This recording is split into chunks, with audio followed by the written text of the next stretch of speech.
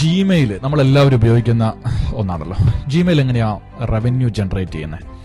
അതിൽ ഏറ്റവും പ്രധാനപ്പെട്ട കാര്യം, ലോകത്ത് 180 കോടി ജനങ്ങൾ ജിമെയിൽ ഉപയോഗിക്കുന്നുണ്ട്. 180 കോടി. ഒരു ഇയർലി ജിമെയിലിന്റെ വരുമാനം എന്ന് പറയുന്നത് 17,80,000 കോടി രൂപയാണ്. ഇതെങ്ങനെയാണ് ഇൻകം ജനറേറ്റ് ചെയ്യുന്നതെന്ന് ചോദിച്ചു കഴിഞ്ഞാൽ ഏറ്റവും പ്രധാനപ്പെട്ട സാധനം, അതിൽ തന്നെ ഒരു പ്രൊമോഷൻസിന്റെ ഒരു ബാർ അതിൽ നിങ്ങൾക്ക് കാണാൻ വേണ്ടി പറ്റും നമ്മുടെ മെയിലിനകത്ത് തന്നെ. അതിൽ ആ പ്രൊമോഷൻ എന്ന് പറയുന്ന ഏരിയയിൽ വരുന്ന ആഡ് റെസ്പോൺസുകൾ, അതുപോലെ തന്നെ ഏറ്റവും പ്രധാനമായിട്ട് വരുന്ന ഒരു കാര്യം ഗൂഗിൾ വർക്ക് സ്പേസ് ഉണ്ടാവും. ഗൂഗിൾ വർക്ക് സ്പേസിന്റെ പർച്ചേസിംഗുമായി ബന്ധപ്പെട്ടിട്ടുള്ള റവന്യൂ.